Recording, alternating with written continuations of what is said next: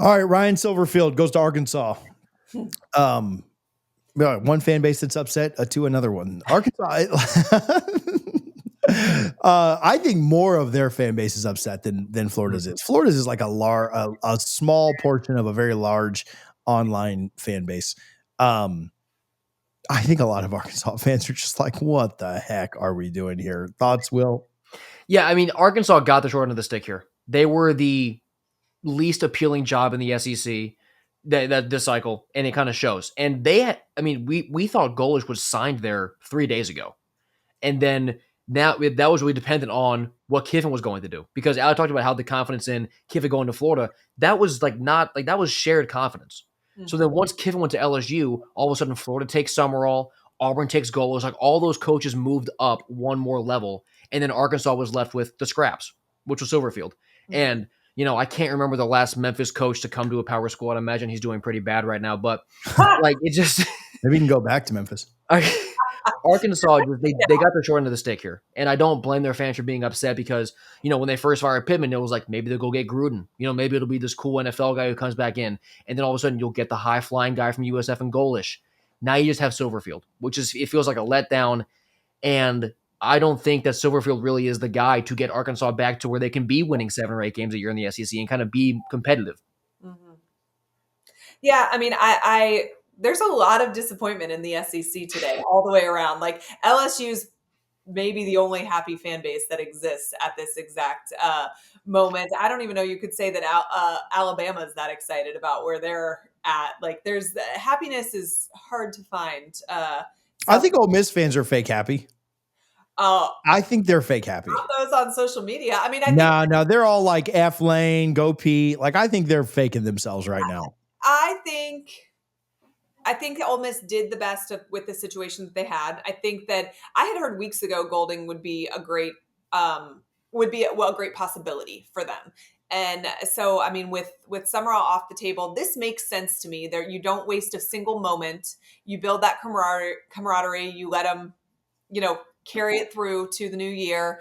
But they're not happy. They're pissed. And it's the realization that we literally didn't think that we were the little brother, but we are. And they thought because it's this new era of NIL that it didn't matter anymore, but it still matters. And that was very hard for them to hear. And with Arkansas, they were like, shoot, we're getting this deal done before everybody else. And they actually leaked the information about Golish being hired as their head coach midweek. People applauded, thought that was great. Golish was pissed because he's still looking to see what other opportunities are out there. And that's how he ended up at Auburn. The interesting Auburn, I think this is a great fit for Auburn, and I'm sure we'll talk about that in a minute. But we talked about that while you were frozen. Oh, we talked about it. Okay. Well, perfect. Then I guess we won't. But I think this is just such a blah hire for Arkansas, and I do feel for their fans because they just a few days ago, like Florida fans, thought they were getting their first choice.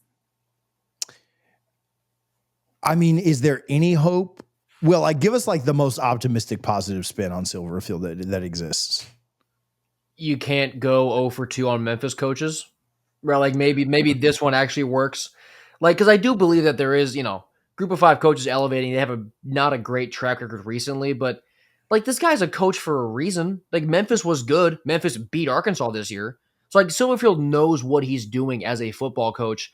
The question is, can it translate to the SEC? So if you want to go glass half full, you just say, this guy's a good football coach. He just needs to elevate his game, scale his performance as a coach up to where he is now, and it'll work. And for Arkansas, right? I mean, what they finished 2-9 this year, 2-10, 3-9.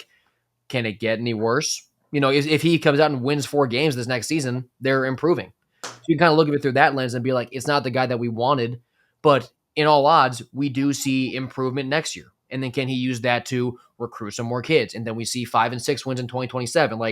You just kind of have to put yourself in the lens of, as long as we just get tangible progress year over year, it's fine. Yeah, and I think you also have to have a realistic view, which no SEC fan does. But you also have to have a realistic view of where your program is. Mm-hmm. Are they expecting Silverfield to come in and compete for SEC championships in the college football playoff? That's a little unrealistic.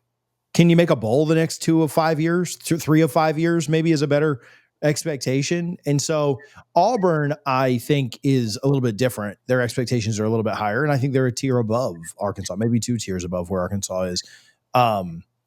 But I do think that if there's a realistic expectation and he's given a pretty long runway of how to build it, then yes, you could potentially get there. If they're expecting anything close to what UF is expecting, if they're expecting anything close to what Auburn is expecting, LSU, Ole Miss, all of them, then yeah, you're setting yourself up for failure. If you can be real about who you are as a program, sorry to the few Arkansas fans that may tune into this. They're a great fan base, great baseball program. It's fun to have Coach Cal there. I get it. But come on, it's the SEC in football. And you added Texas, Oklahoma, and there's going to be more realignment by 2030. Like, it's just, it sucks. Sorry to be so real with you on a Sunday night. That's okay. We like real. And this is a little bit of a therapy session, I think, for Will and I at the very least. Maybe you, but you can live vicariously because at least we're getting new coaches. And you, my friend, are stuck with Norvell for yet another year. I'm already dead. You can't kill what's already dead. So, there's that. You guys already talked about the goalish situation. For me, I think it makes sense, particularly because I have been told that they were pretty adamant about keeping DJ Durkin as their defensive coordinator. Summerall had told him he'd give him an interview, keep it under advisement kind of thing, but not commit to it. Sounds like Alex Golish was like, yeah, fine, cool. I got the offense handled. We'll just keep him. I think that's important for retaining their roster. They do have top 12 talent. And so if you can keep your defensive coordinator and your defense heading in the right direction and just fix the offense, maybe that's a great fix for them. But we shall see.